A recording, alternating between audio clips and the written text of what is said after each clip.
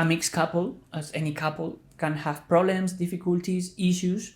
And if they decide to go to couples therapy, can therapy take a universal approach that still manage to take into account cultural differences? Yes, so I think that more than the type of therapy, although there are specific ones, it has to do with which are the components that they take into account. And there are a few things that seem, to a higher or lesser extent, to be universal. One of them is emotions.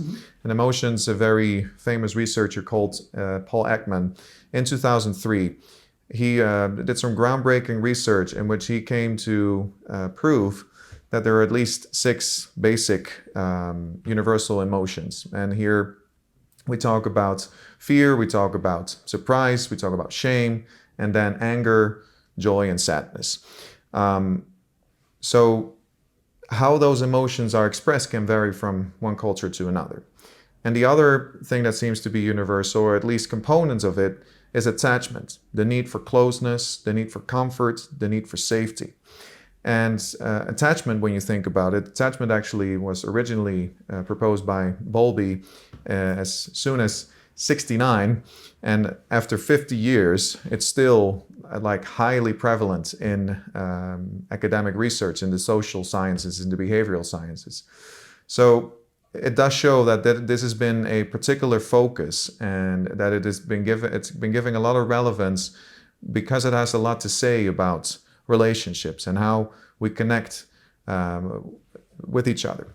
Now, attachment the early attachment has to do with how you relate to your caregiver, be it your parents, but it doesn't necessarily have to be your parent. It's someone who is taking care of you on a consistent basis, right? And here you can have differences, even culturally speaking, in which you are.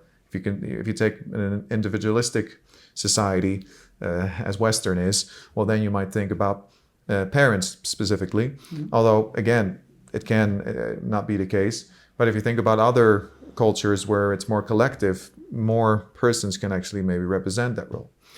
But the interesting thing is that this early attachment of how a baby or a toddler relates to the caregiver and expects the caregiver to be there, and becomes maybe anxious or worried once the caregiver is no longer there, is like, where did mama go, right? I mean, the world is not a safe place because I don't see where mommy is, right?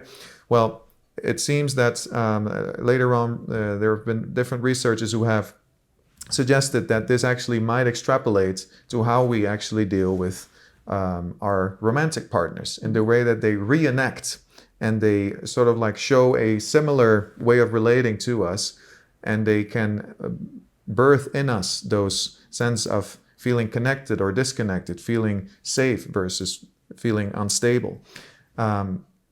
Adults have that same, and specifically romantic partners seem to reenact some of that early attachment that we had.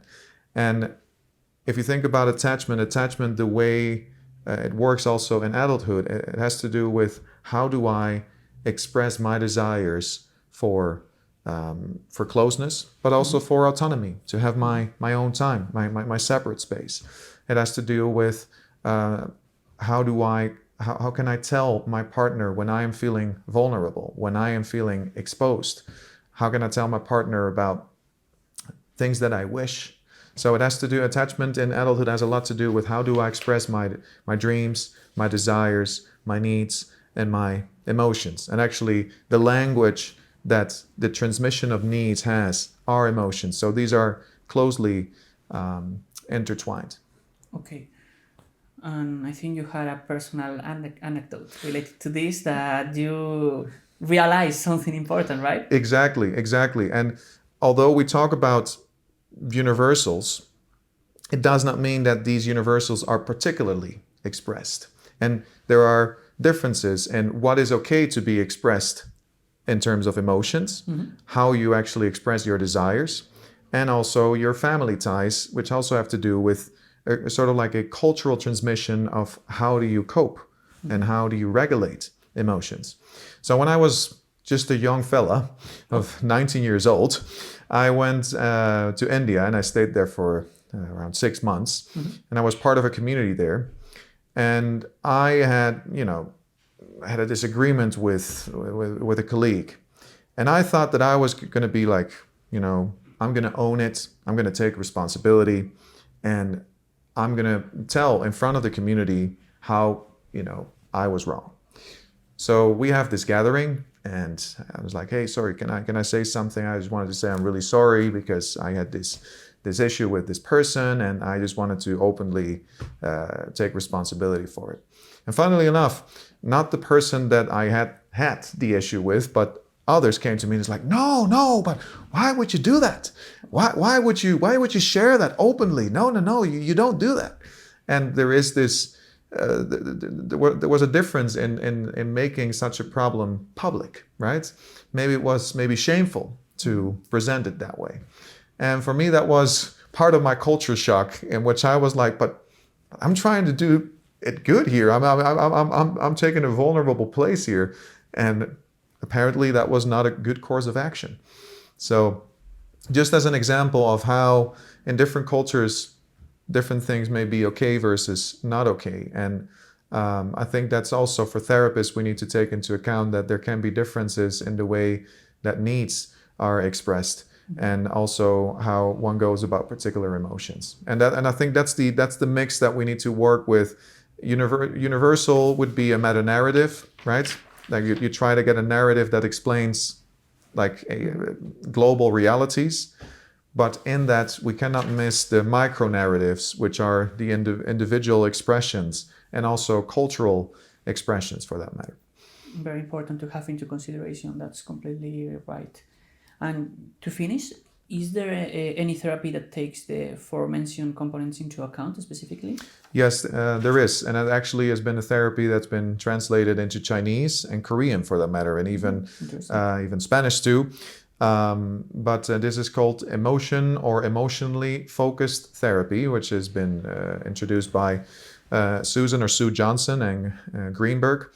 And they work with attachment and emotions. They look at how you can become a safe place for your partner, a safe place where you can openly share about your needs, your desires, and to attune to them, understand them, not shy away from them, not turn away from them. Because a lot of times you may have partners that once somebody does not reply, because maybe the person does not know what to say at that moment, it's not like, something is wrong with the relationship. Oh, he didn't reply in a few hours. This is bad, right?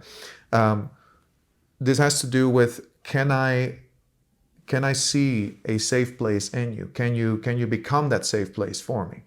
And becoming vulnerable, exposing oneself can be very challenging.